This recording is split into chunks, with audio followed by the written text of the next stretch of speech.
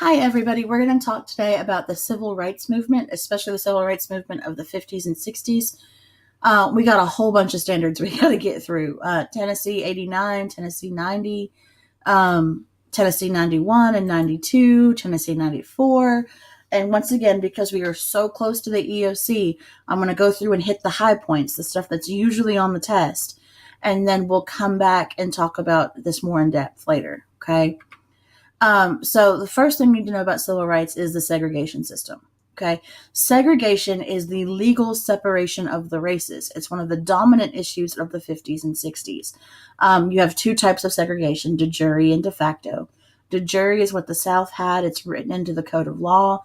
De facto is what the North had, which is where there's no law that says you can't do these things. It was just the custom or it was considered expected that you didn't do certain things. Segregation is made legal by the Supreme Court case Plessy v. Ferguson. The U.S. Supreme Court made the decision in this case that segregation was allowed as long as whoever was segregating provided separate but equal facilities. And of course, we all know that what it became separate but not necessarily equal. So in fact, almost never equal.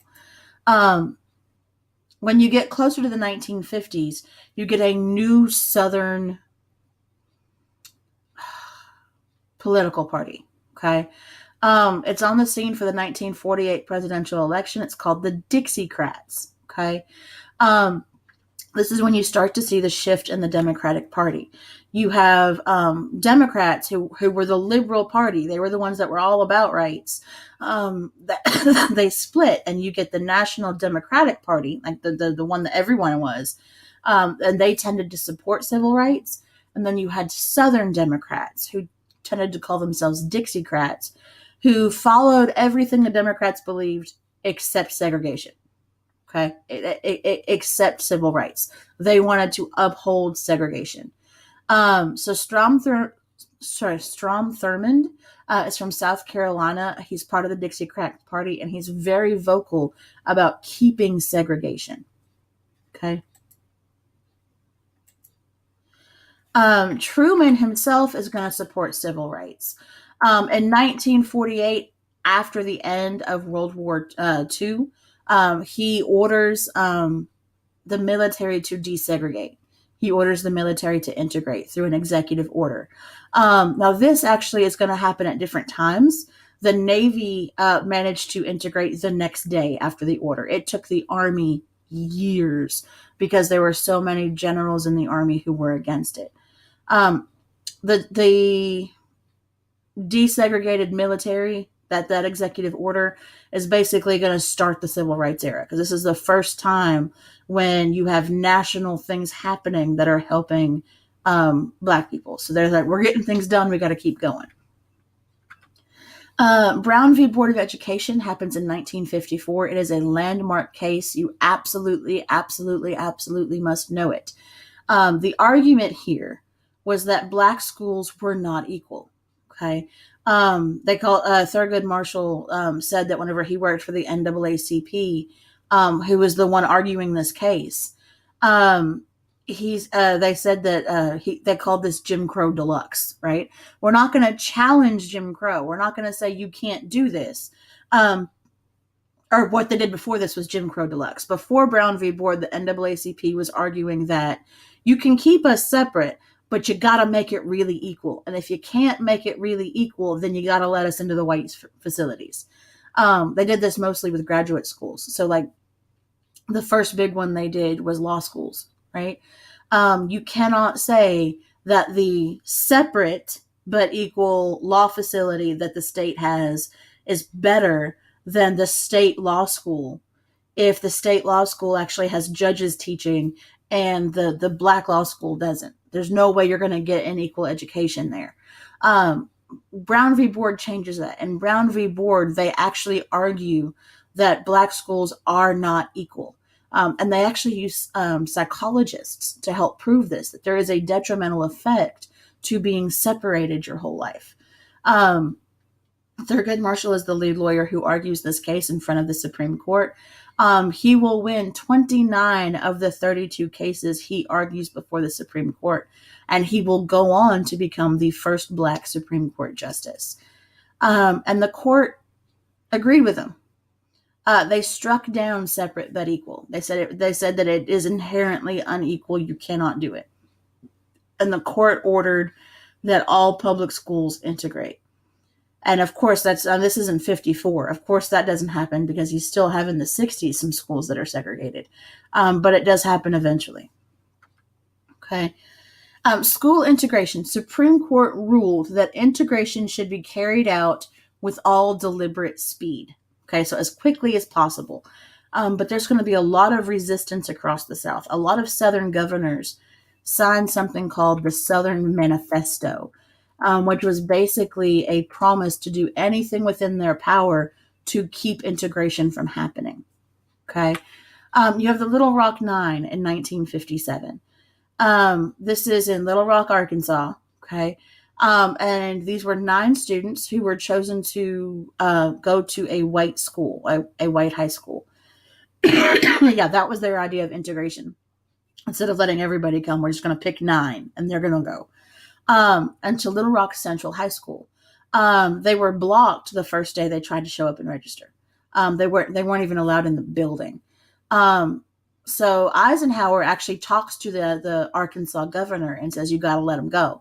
And the Arkansas governor refuses to do anything. So Eisenhower does what he can do. He sends the army in.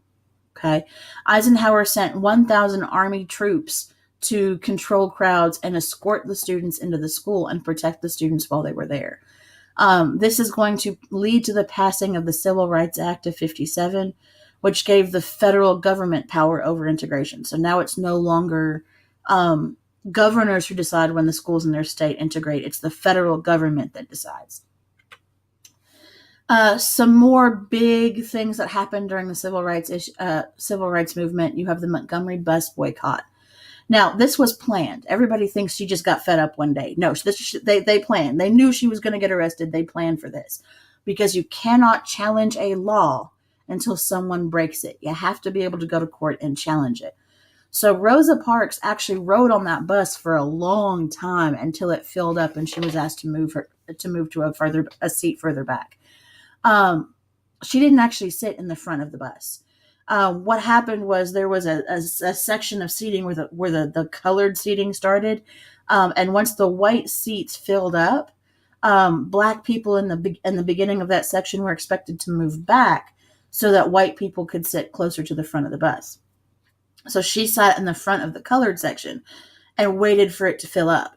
And then when she was asked to move back, she refused. She's arrested for this. And they call for and the civil rights movement calls for a leader to come in and support her. And the leader that they bring in to support her cause is Martin Luther King Jr. And Martin Luther King Jr. is known for nonviolent protests. And what they work out is something called the Montgomery bus boycott. It's going to last for more than a year. Now, here's the thing. The buses in Montgomery, Alabama, about 90% of their business were from Black Americans. Most white Americans owned their own cars. So it was Black Americans who were the ones making this bus company money. And now all of a sudden, none of them are riding the bus. This company goes bankrupt. Okay?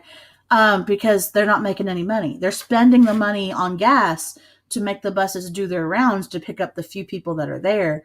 But they're not even making enough money each day from the people who are riding it to pay for the gas they're using. And then they take this to court. And the Supreme Court ruled that bus segregation is illegal. You can't do it. Okay? So this is that. Dr. Martin Luther King Jr. is going to become a national leader. It's the Montgomery bus boycott where he comes to the national stage and everyone starts paying attention to him. He becomes a leader of the civil rights movement, and he believed in nonviolent crusades against the evils of second-class citizenship. He didn't believe in, fighting fire with fire. Part of the nonviolent crusade is you're going to have violence done to you. That's just going to happen. White people are going to get mad. They're going to act violently. But you can't respond with violence.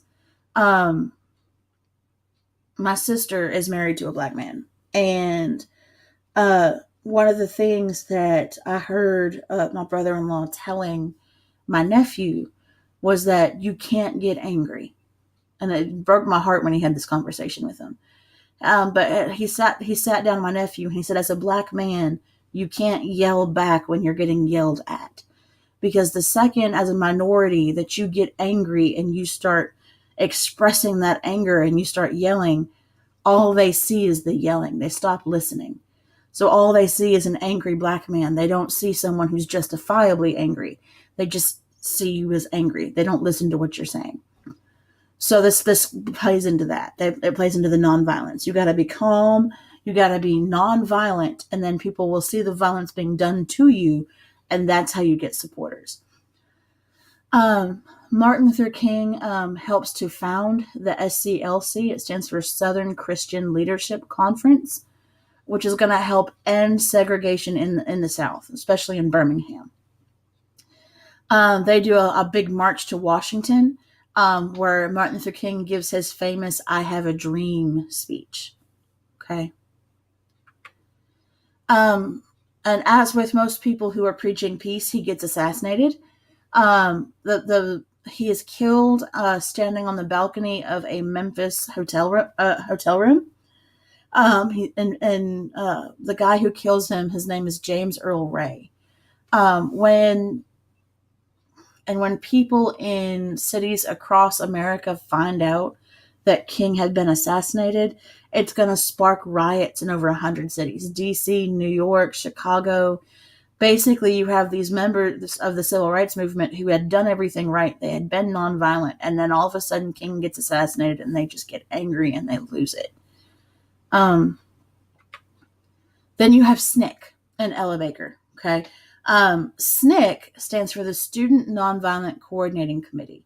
It was founded by Southern Black students, including Ella Baker, to help use student protests to speed up the change.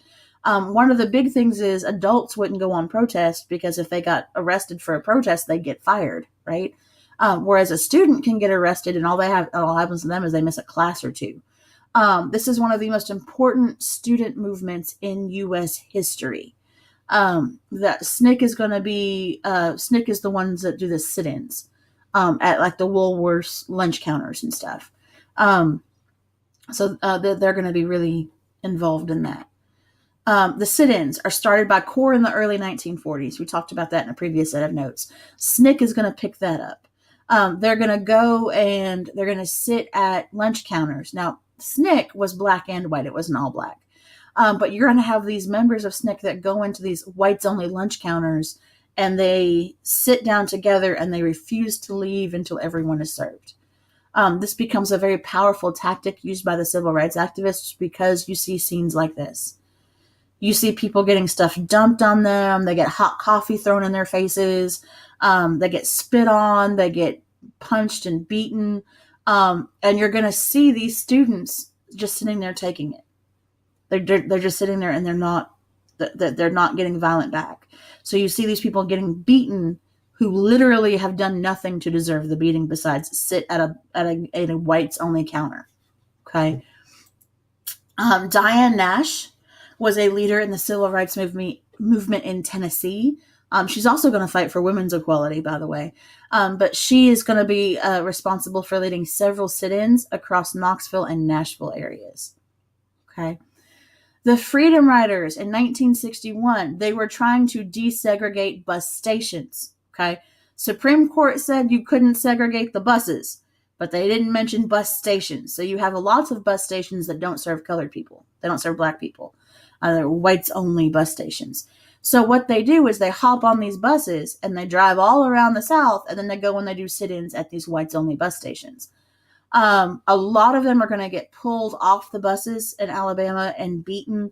There's one bus that is stopped by the Klan and it's blown up. So you're going to see a lot of these problems, but the Freedom Riders are actually what Kennedy said changed his heart about the civil rights movement. It is a success now. Eventually the U.S. Marshals are called out to protect, the people on the Freedom Riders buses. And the media is going to denounce the violence. The media is going to showcase the violence happening to them, and basically present the Southern people who are being violent to these riders as hillbillies and hicks and uneducated and as in the wrong, and people don't want to be seen as that. So this is the bus that was blown up. Okay. Then you have Ole Miss in 1962. James Meredith, this man here, okay, tried to enroll. He was accepted. He tried to enroll in Ole Miss, and a whole riot sparked in that city. 2 people are killed. Almost 400 people are injured. They once again have to call in troops to go in and protect him. University of Alabama integrated in 1963. If you've watched Forrest Gump, this is from that. Okay. This is portrayed in Forrest Gump. Governor George Wallace, when the federal government was telling me you have to integrate the University of Alabama, George Wallace had come out on national TV and said, "I will stand in the schoolhouse door to keep them from getting in if I have to." So whenever it was happening and the U.S. Army was there to escort the people in, symbolically, he stood in the schoolhouse door. He did move out of the way, but for the photo op, he stood in the schoolhouse door. And U.S. Army troops are sent in to desegregate that university. Birmingham demonstrations. In Birmingham, the police commissioner's name was Bull Connor. Okay. And he is going to respond to the peaceful civil rights protests, the sit-ins and the marches, with clubs and dogs and fire hoses. He's going to beat these Black people and these civil rights activists. And it's going to be shown on national TV everywhere. And this is whenever you have a lot of Americans in the North who maybe haven't been exposed to this. They start to severely turn in favor of the civil rights movement. And they start basically putting pressure on Congress to do something to protect the civil rights activists. So this is some of the stuff that Bull Connor's police force is known for. Okay. In response to that, Johnson has passed the Civil Rights Act of 1964. This is the first thing he gets passed after Kennedy's death. Okay. And it prohibited any form of discrimination because of race. That means all segregation is done. You cannot segregate anywhere. Okay. All public places must be desegregated. Because of that, you're going to have what's called the Freedom Summer. Okay. Northern civil rights workers are going to go south specifically to help Black people register to vote. Okay. It's led by SNCC, the Student Nonviolent Coordinating Committee. And you're going to end up with 3 of those workers being murdered in Mississippi by the Klan. These are the 3. Okay. And this is a big deal. Like they still have, you can still go visit their graves. Okay.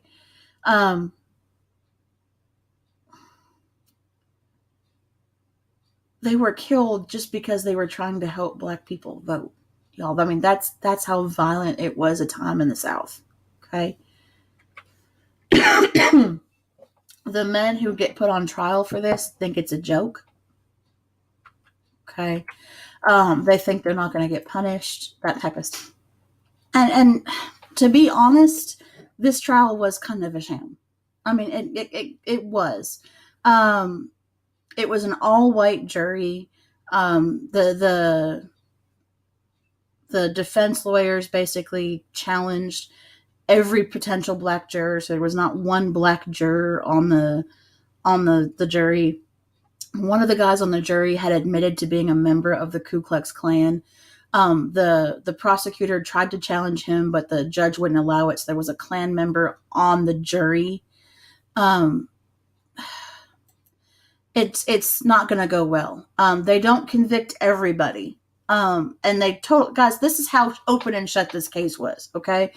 Those 3 were arrested. Okay, they were arrested and held at the jail. These three. Okay, these three men were arrested and held at the jail until nightfall. They were released from jail at night, and they drove away into a Klan ambush. The two white men were shot immediately. They chased Cheney through the woods, beat him, and shot him 3 times. So that's how open and shut this was. Like, and literally, he was in on it, right? The police chief was in on it. He arrested these guys. He was a Klan member. So he does get convicted, but not everybody does.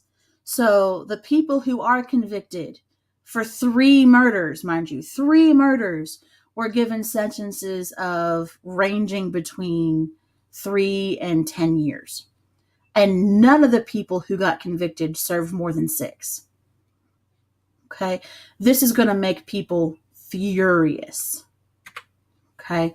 The Voting Rights Act of 1965 gets passed. It eliminated literacy tests. So pretty much now, anyone who was of legal age and was an American citizen can vote. This helps increase the number of Black voters, especially in the South. Malcolm X is going to come onto the forefront here. He was quite a bit younger than Martin Luther King. Malcolm X was a member of the Nation of Islam. He was a Black separatist. He believed in a separate Black society that stayed totally disconnected from the whites. And he believed violence was okay if necessary. Now, he wasn't one of those people who just go off beating on white people. But, I mean, if you get punched, he believed you could punch back, right? Violence was sometimes necessary. Now, eventually, he was a Muslim, and he will make that trek to Mecca. That's something that all Muslims are supposed to do at least once in their life. And when he comes back from Mecca, he kind of sees the difference between Islam and the Nation of Islam. The Nation of Islam had a Black leader. It was more of a Black rights movement that happened, that was based loosely on Islam. It wasn't necessarily the traditional Islamic religion. Because the traditional Islamic religion is actually peaceful, just like Christianity is supposed to be peaceful. So after he comes back from Mecca, he kind of has a change of heart, and he changes his views on integration. He also changes his views on violence. So now he starts saying that we should integrate, there shouldn't be a separate society, and we should be nonviolent. And his break from the Nation of Islam is going to be what costs him his life. He's giving a speech one day, and a member of the Nation of Islam charges up onto the stage and shoots him. Okay. You have Stokely Carmichael, who is going to promote Black Power. He is going to be one of the founders of the Black Panther movement. He believed in the African American culture and political institutions. He believed Black people should be involved in politics. Now, here's the thing. By the way, Malcolm X, something I forgot to say. Malcolm X is the one who coins the term African American. Malcolm X comes out and says you shouldn't. It's okay to say African American. Malcolm X is the one who says it's okay to say Black. They're not bad things. They're not things you should hide about yourself. Okay. Now, Stokely Carmichael is going to get his start with SNCC, and he's going to graduate to the Black Panthers. Now, today, most people just consider the Black Panthers, most people consider them a terrorist organization today, but that's not really how they got started. It was founded in Oakland, California, and it was a political party. Okay. It was founded specifically to fight police brutality that was happening in California. And it was a community organization. So they provided free breakfasts and lunches to kids who were going to school so they could not be hungry and they could learn. They provided self-defense training to people so that if you were getting beat, you could defend yourself. They provided voter registration drives. They did a bunch of things, but that's gonna switch up towards the end of the 50s, the end of the 60s, and they're gonna start to push for an armed conflict. So they're gonna go from being the community organization, community protection, to pushing for fighting violence with violence. Okay. One of the leaders of the Black Panthers was known to say, if they take one of ours, we're going to take two of theirs. So it's very much if they're violent towards us, we're going to be violent back. Affirmative action is designed, it happens during this time period, and it's designed to help equalize education and job opportunities, which means that quotas were set for hiring and enrolling minorities. So a lot of people were in opposition to affirmative action, but it was definitely needed. Because what a lot of schools were doing is they were just denying Black applications outright, and then saying they couldn't find any qualified, Black students when they absolutely could. They just chose not to. So this forced them to admit Black people to their institutions. Okay, and that is it.